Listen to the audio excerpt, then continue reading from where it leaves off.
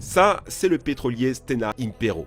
Il a été pris d'assaut et capturé par les forces iraniennes le 19 juillet 2019. Cet accident, en apparence banal, réveille des traumatismes inquiétants. On est dans le détroit d'Ormuz, un petit bras de mer de 40 km à peine, mais c'est là où passe 30% du commerce mondial de pétrole. Cet endroit est considéré comme la jugulaire de l'économie mondiale. Dans l'histoire, des dizaines de pétroliers y ont été pillés ou détruits par action politique. Plusieurs fois, cet endroit a failli provoquer une guerre mondiale. En 1988, un navire de guerre américain explose sur une mine iranienne.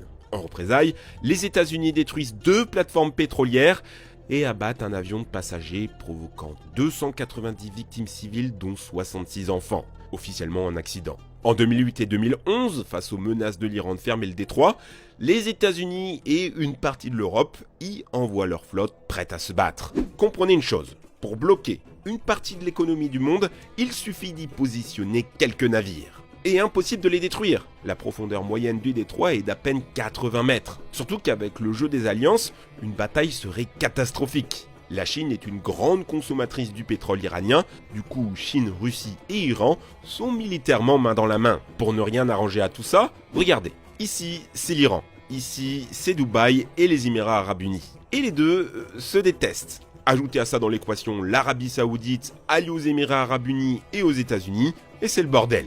Tout oppose les deux rives. Perses contre arabes, chiites contre sunnites, pro-américains contre anti-impérialistes, mais entre eux, pas de guerre ouverte. Non, c'est trop dangereux. Ils préfèrent la guerre par procuration. Et pour ça, ils interviennent dans les guerres civiles Liban, Syrie ou Yémen.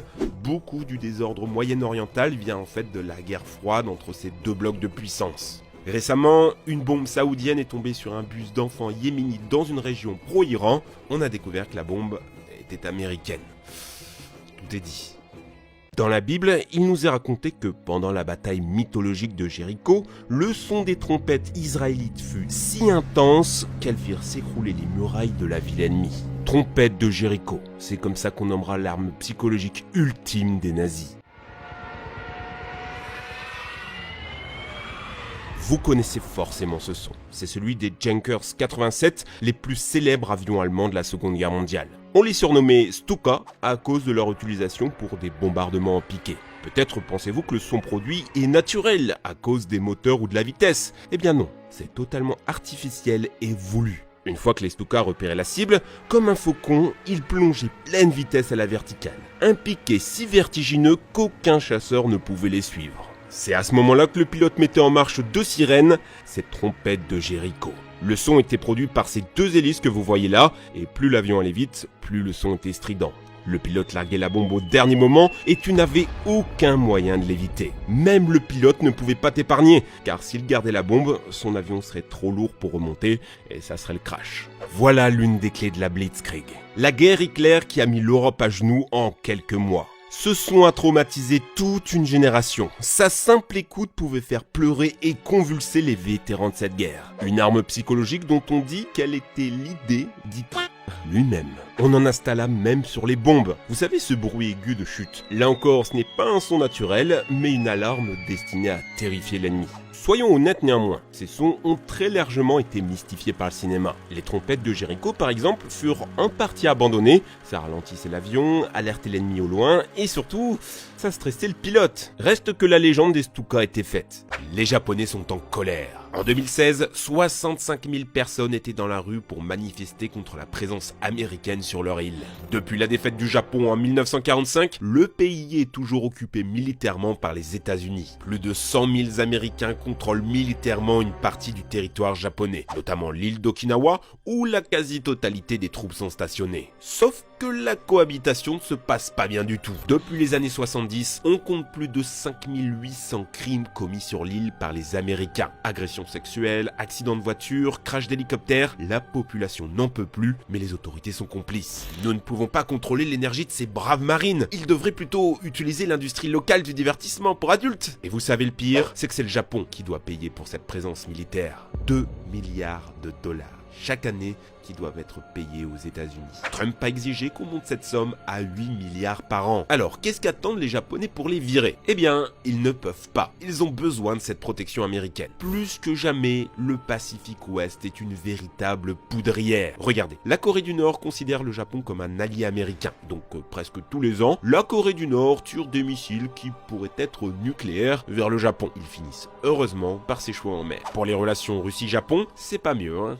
Il y a aussi des disputes pour savoir à qui appartiennent les îles Kuril au nord, avec de fréquentes intrusions de chasseurs et bombardiers dans l'espace aérien de l'un l'autre. Avec la Chine, c'est encore pire. Les deux peuples se haïssent à cause des crimes japonais commis pendant la guerre. Il y a aussi une dispute territoriale, les îles de Senkaku. Des rochers quasi inhabités, mais les posséder voudrait dire étendre son territoire maritime et donc récupérer le pétrole sous-marin. En 2012, le Japon les avait rachetés à leurs propriétaires privés, ce qui avait provoqué le déploiement de navires de guerre par la Chine et le Japon. Les tensions sont encore aujourd'hui à leur maximum.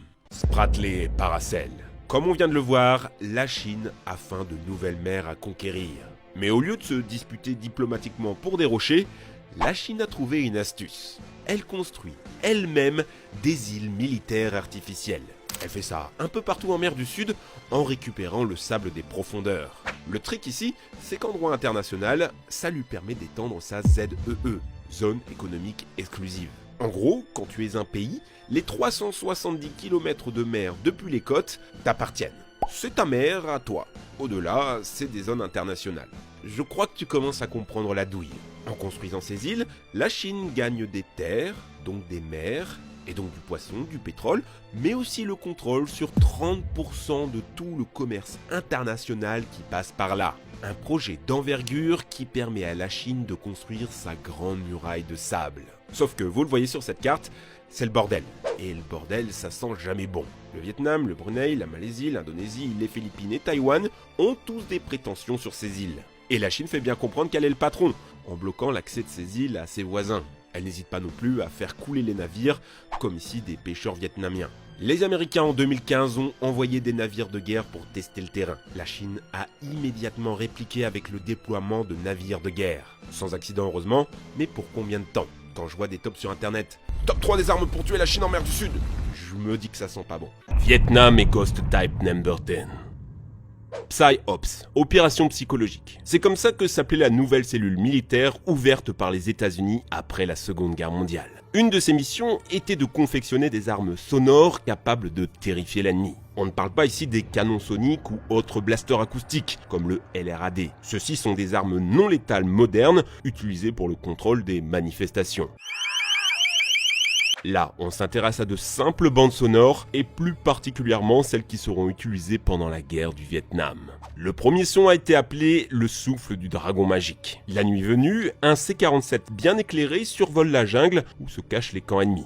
Grâce à des amplis extrêmement puissants, ils diffusent des messages en vietnamien qui les invitent à se rendre. Sinon quoi, une vengeance divine s'abattra sur eux. Les Viets pensent alors à un simple avertissement avant bombardement. Et là, ils auront bien le temps de se cacher avant que ça arrive. Alors histoire de se défouler, ils tirent en direction de cet avion arrogant pour le faire taire. Grave erreur. C'est là tout le piège. Derrière l'avion haut-parleur, tout feu éteint, se cache un AC-47 armé de Gatling Gun qui tire 16 000 munitions à la minute. Les tirs Viet Cong repérés, il suffisait d'arroser la jungle.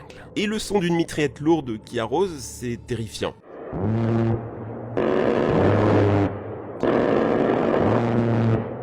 Une fois le massacre fait, l'avion haut-parleur repassé, lâchant un petit, vous voyez, je vous l'avais bien dit. Mais cette fois-ci, aucun tir de réplique. Une autre tactique de guerre psychologique sonore consistait à larguer des haut-parleurs qui diffusaient des rugissements de tigres. Ça a permis de faire fuir plus de 150 Viets d'une colline réputée imprenable. Le silence. Paradoxalement, ce qui est le plus terrifiant à écouter, c'est le silence lui-même. Dès la Seconde Guerre mondiale, les civils décrivent avec effroi les quelques secondes de silence qui suivent l'explosion d'une bombe. Ce moment hors du temps avant que les blessés ne commencent à hurler de douleur. Les V1, ces fusées explosives lancées sur Londres par les Allemands, devenaient soudain silencieuses lorsqu'elles tombaient à court de carburant. L'engin de mort tombait alors dans un silence insoutenable, infligeant au hasard la destruction et les larmes. Les marines, quant à eux, ont vite appris à leurs dépens lors de la guerre du Vietnam que lorsque la jungle devient soudain silencieuse, que les oiseaux se taisent, tu as intérêt à avoir ton arme près de toi. C'est pour ces différentes raisons que beaucoup de vétérans sont terrifiés par le silence, car c'est forcément pour eux le calme avant la tempête. Mais pas besoin de guerre pour expérimenter ça. Dans notre vie moderne, cette peur du silence est aussi présente. Pas de voiture qui passe, pas de réfrigérateur qui tourne, pas de tic-tac de l'horloge. Le silence peut très vite devenir oppressant. C'est pourquoi beaucoup de gens préfèrent mettre le bourdonnement de la télé ou la radio en fond sonore comme une sorte de présence rassurante. Tu ne me crois pas? Voici une chambre sourde qui absorbe 99,9% des sons. Le bruit ambiant y est de -9 décibels. Si tu y restes quelques minutes, tes oreilles commencent à s'adapter et tu entends des choses auxquelles tu ne faisais jusque-là pas attention. Ta respiration, ton cœur, ta digestion, puis ça devient progressivement insupportable et oppressant. Tu commences à perdre tes repères jusqu'à avoir des hallucinations. Personne n'aurait réussi à rester dans une telle chambre plus de 45 minutes. Une guerre mondiale est-elle vraiment possible aujourd'hui? Pour de nombreux experts, nous n'entrons pas dans la 3e, mais la 5e guerre mondiale. La 3e était la guerre froide, entre la Russie et les États-Unis. La 4e était celle de l'Occident contre le terrorisme. Et la 5e guerre mondiale sera celle du piège de Thucydide. C'est quand une puissance dominante et vieillissante entre en guerre avec une puissance émergente et jeune. Le premier guerroie par peur et paranoïa, le second par hubris et orgueil. Nous en Europe, on pourrait dire que ça ne nous regarde pas, qu'on pourrait laisser les grandes puissances se battre et nous devenir la Suisse du monde. Malheureusement, la France est déjà en guerre. Les soldats français sont en Libye, au Mali, en Centrafrique, en Syrie et en Irak. Les attentats sont une réplique à ça. Ce qu'on a vécu, c'est le champ de bataille à domicile. Comme on l'a vu dans cette vidéo, le monde est une poudrière. Il suffirait d'un accident sur un point de tension et tout pourrait basculer. Il y a quelques jours encore, en mer d'Arabie, un navire russe a foncé de manière agressive sur un navire américain pour lui faire comprendre de dégager et de ne plus menacer l'Iran comme ils le font. On pourrait dire que ça ne nous regarde pas, mais nous sommes malheureusement pris dans des jeux d'alliance. Si les puissances attaquent, on serait impliqué. Faut être honnête, il n'y a pas vraiment de gentils ou de méchants, juste des humains qui s'attaquent et répliquent pour maximiser leur intérêt.